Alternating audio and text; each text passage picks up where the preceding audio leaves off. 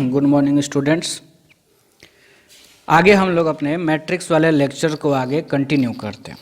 तो पिछले क्लास में हम लोग टाइप्स ऑफ मैट्रिसेस देख रहे थे और मैंने आपको लास्ट में ये 3 तरह के मैट्रिक्स होमवर्क में दिए थे।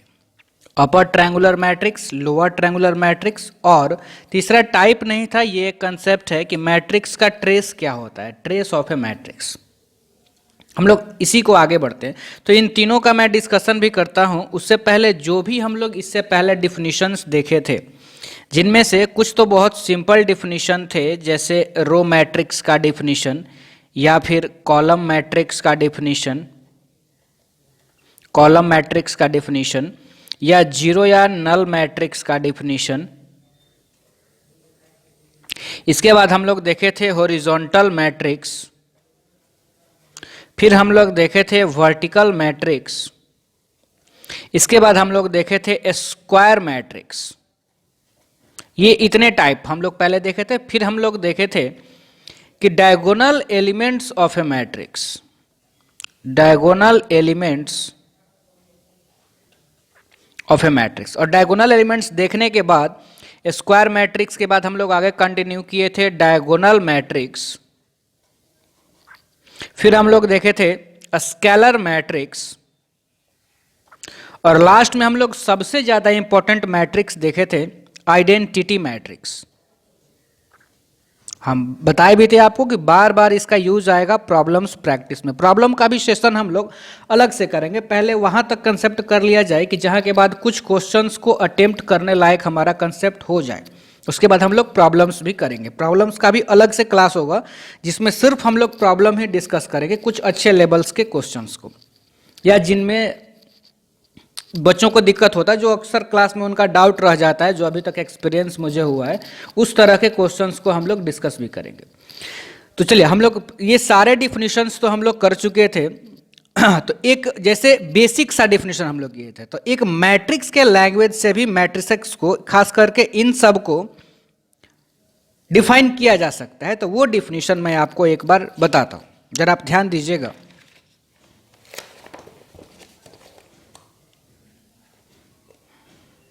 ये एक लाइन मैंने बना दिया है ताकि जो इधर उधर पिक्चर हो जा रहा था वो थोड़ा सा कांस्टेंट टाइप में रहे। देखिए आप, तो हम लोग स्टार्ट करते हैं, उसी मैट्रिक्स को देखते हैं जो हम लोग पहले देख चुके हैं। और उससे पहले हम लोग डायगोनल एलिमेंट्स की जो बात किए थे मैट्रिक्स में, कि मैट्रिक्स का डायगोनल एलिमेंट हम लोग देखे थे।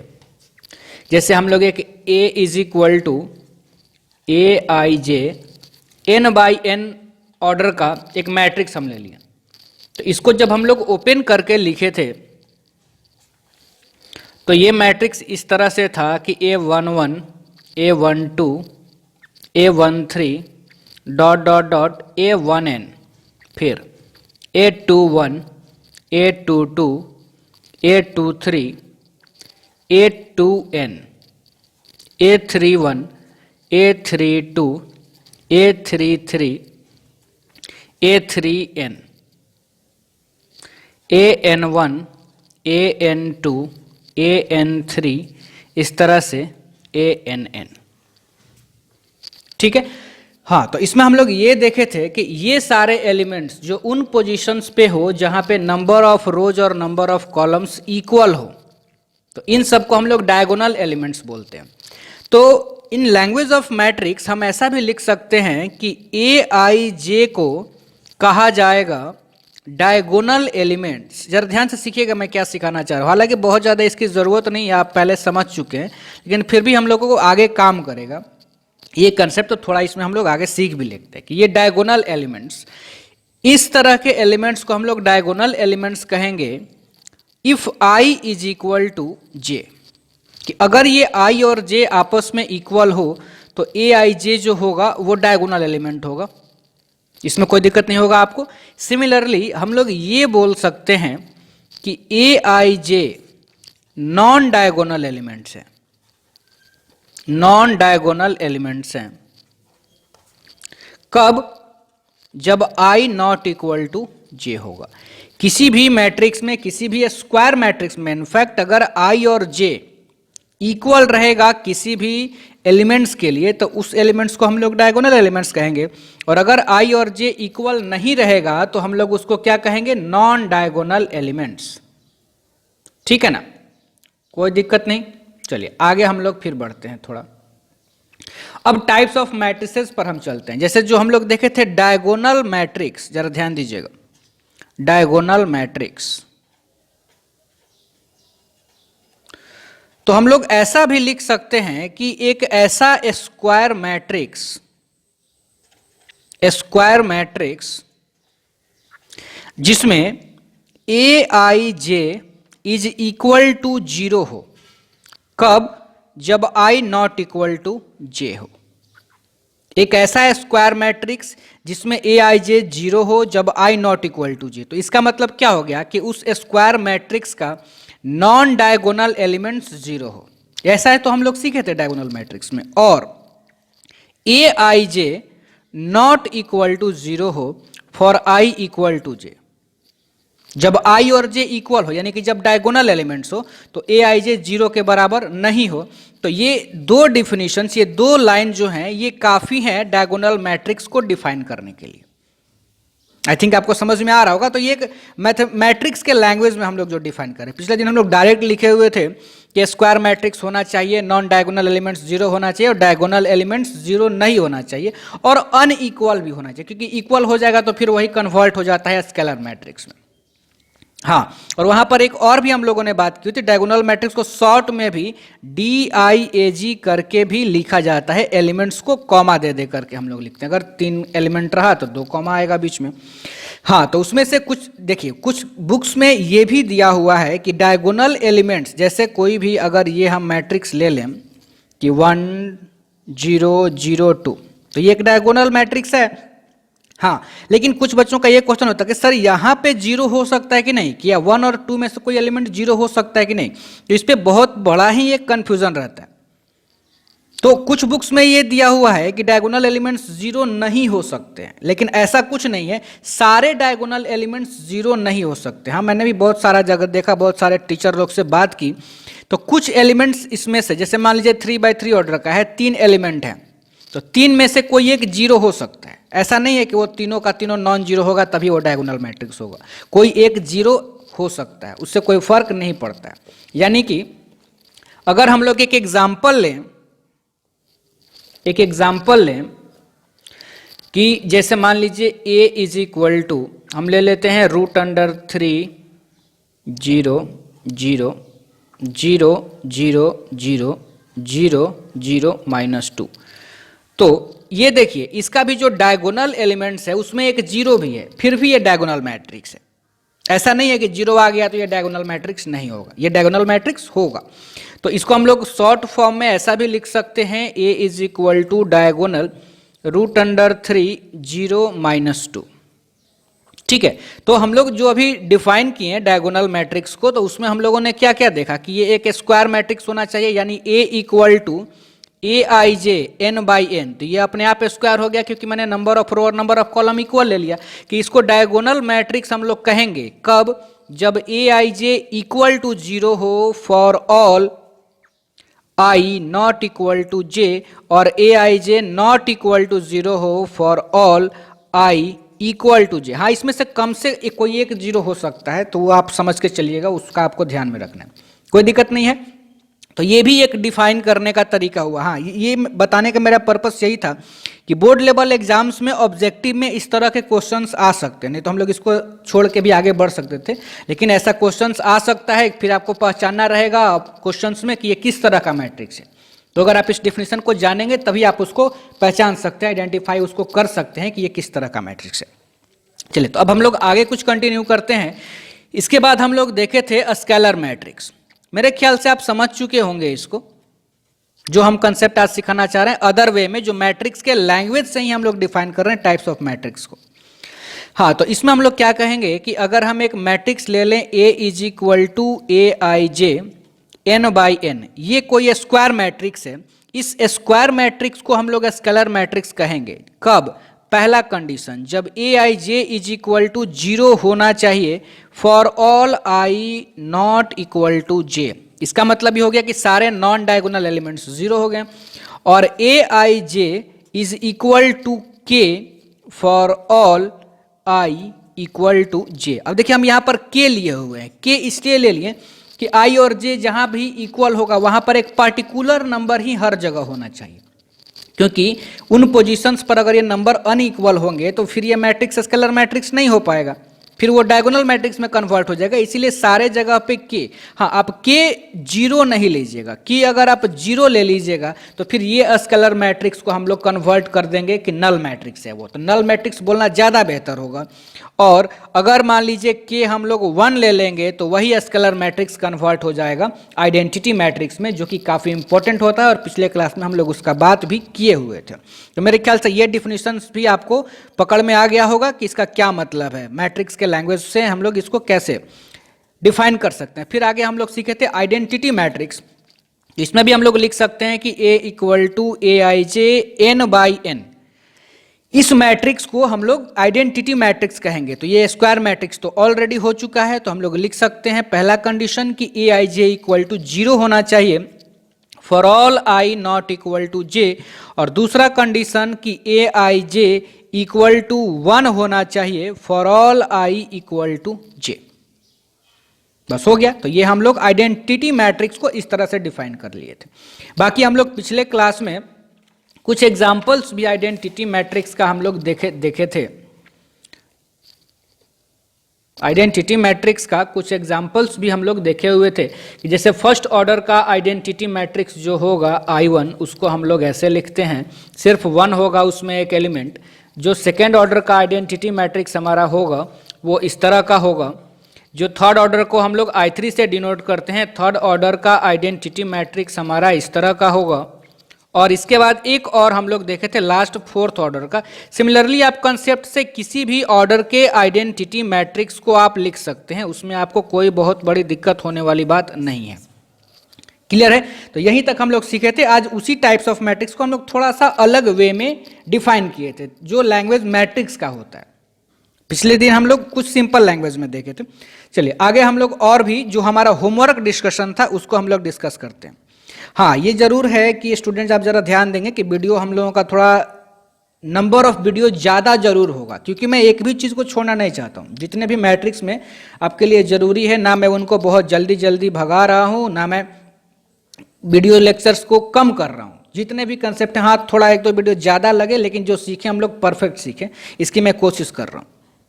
चलिए यहाँ तक आपको समझ में आ गया होगा। अब हम लोग देखते हैं होमवर्क डिस्कशंस में जो हमारा था पहला कि upper triangular matrix, upper triangular matrix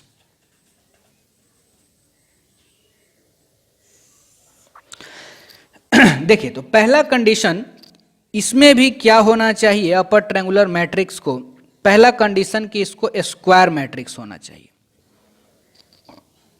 और दूसरा कंडीशन कि लीडिंग डायगोनल के ऐसा स्क्वायर मैट्रिक्स जिसके लीडिंग डायगोनल के नीचे वाले सारे एलिमेंट्स 0 हों।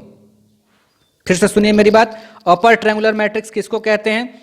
ऐसा स्क्वायर मैट्रिक्स जिसके लीडिंग डायगोनल के नीचे वाले सारे एलिमेंट्स 0 हों। जैसे एक एग्जांपल आप देखिए, एक मैट्रिक्स हम लोग ए कंसीडर कर लेते हैं 1 2 0 5।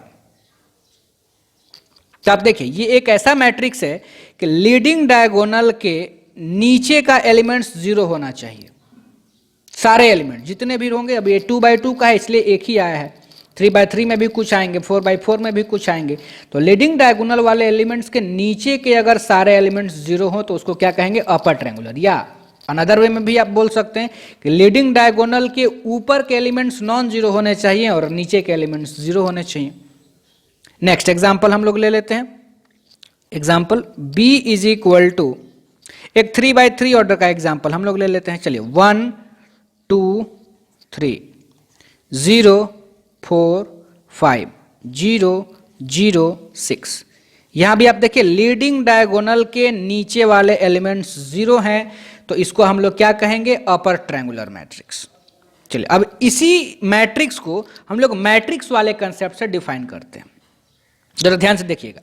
तो पहले थोड़ा आप ये लिख लीजिए, देखिए 2x2 का एक जनरल मैट्रिक्स जो आप सीखे थे, A11 A12 A21 A22, या 3x3 का अगर हम लोग लिखें तो A11 A12 A13 A21 A22 A23 A31 A32 A33।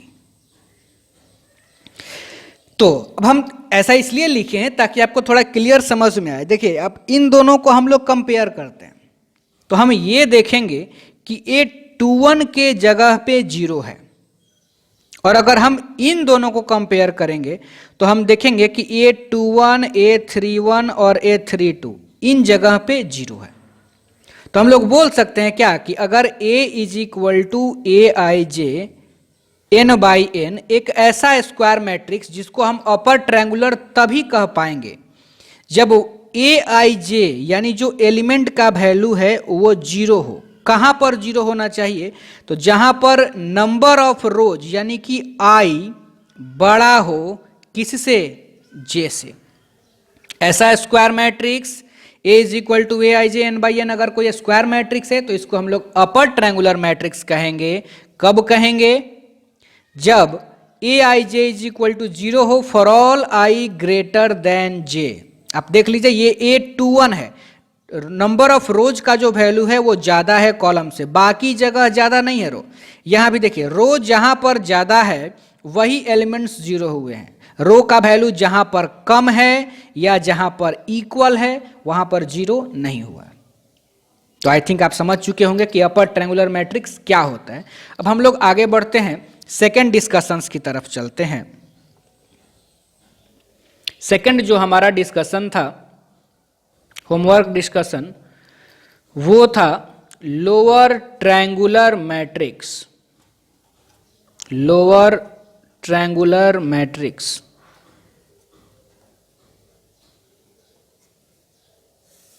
Lower triangular matrix. चलिए एग्जांपल हम लोग ले लेते हैं, एग्जांपल के थ्रू ही। तो लोअर ट्रायंगुलर, तो जैसा कि अपर ट्रायंगुलर का डेफिनेशन था जस्ट उसका अपोजिट होगा कि ऐसा स्क्वायर मैट्रिक्स जिसमें लीडिंग डायगोनल के ऊपर वाले एलिमेंट्स 0 हों। अपर का क्या था? लीडिंग डायगोनल के नीचे वाले एलिमेंट्स 0 हों। तो सेम कंसेप्ट से लोअर ट्रायंगुलर का लीडिंग डायगोनल के ऊपर वाले एलिमेंट्स 0 होने चाहिए। जैसे एक एग्जांपल हम ले लेते हैं, A इज इक्वल टू 1 0 2 4। देख लीजिए आप, लीडिंग डायगोनल के ऊपर वाला एलिमेंट 0 है, लोअर ट्रायंगुलर है ये। नेक्स्ट B, स्क्वायर मैट्रिक्स होना जरूरी है, इस बात का आप ध्यान रखेंगे। एक और हम लोग एग्जांपल ले लेते हैं, 2 6 0 9 3 4। ये मैट्रिक्स हम ले लिए। लीडिंग डायगोनल के ऊपर वाले एलिमेंट्स 0, तो इनको हम लोग क्या कहेंगे? Lower triangular matrix. डिफिनीशंस अगर आप उस तरह से लिखेंगे कि A equal to Aij n by n एक मैट्रिक्स है जिसको हम लोग लोअर ट्रायंगुलर कहेंगे। कब? जब Aij इक्वल टू 0 हो फॉर ऑल i, बोलिए, लेस देन या ग्रेटर देन।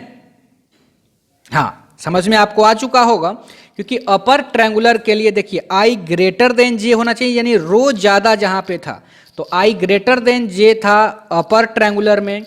लोअर ट्रायंगुलर में क्या होना चाहिए?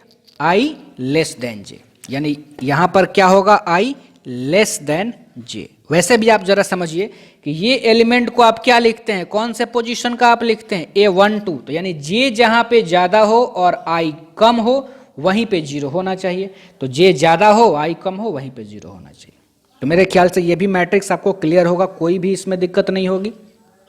चलिए कोई बात नहीं, आगे हम लोग बढ़े। कुछ बच्चे इसको कर भी लिए होंगे जो बुक्स वगैरह पढ़ रहे होंगे। अब जो लोग बुक्स पढ़ ही नहीं रहे होंगे तो फिर उनको तो नहीं पता चल पाया होगा। थर्ड हमारा कंसेप्ट था trace of A matrix. Trace of A matrix. Trace of A matrix. तो ट्रेस को समझने के लिए भी हम लोग एक मैट्रिक्स कंसीडर करते हैं, A इज इक्वल टू 1 2 3 4। सबसे पहली बात तो आप ये समझ लें कि ट्रेस सिर्फ स्क्वायर मैट्रिक्स का ही निकलता है। किस तरह के मैट्रिक्स का, देखिए ज्यादातर डिस्कशन स्क्वायर मैट्रिक्स पर ही हमारा होना है। आगे में भी मैक्सिमम स्क्वायर मैट्रिक्स का ही कंसेप्ट आपको आएगा। तो पहला बात आप क्या ध्यान रखेंगे कि ट्रेस किसका निकलेगा, तो ट्रेस स्क्वायर मैट्रिक्स का निकलेगा। और अगर ए कोई मैट्रिक्स है, और यहां पर हम लोग स्क्वायर ही मैट्रिक्स कंसीडर किए हुए हैं, तो अगर ये स्क्वायर मैट्रिक्स है तो इसके ट्रेस को हम लोग डिनोट करते हैं, इस तरह से लिखते हैं टी आर और ए। कहीं कैपिटल टी लिखा हुआ होता है या कहीं स्मॉल टी भी लिखा हुआ रहता है, टी आर और स्मॉल ब्रैकेट के अंदर ए। तो इसको आप पढ़ेंगे trace of matrix A, matrix A. और किसी भी मैट्रिक्स का, जैसे मान लीजिए आप ए के लिए लिखना चाहते हैं कि मैट्रिक्स ए का ट्रेस क्या होगा, तो ये होगा sum of diagonal elements, sum of diagonal elements of matrix A, sum of diagonal elements of matrix A। किसी भी मैट्रिक्स के डायगोनल एलिमेंट्स का सम अगर आप कर देंगे तो वही आपका मैट्रिक्स का ट्रेस हो जाएगा। तो जैसे आप देखिए कि इस मैट्रिक्स का A का अगर आप ट्रेस निकालना चाहते हैं तो वो हो जाएगा 1 + 4, यानी कि डायगोनल एलिमेंट्स का सम। तो क्या आ जाएगा 5। कोई दिक्कत नहीं होगा। चलिए आगे हम लोग बढ़ते हैं।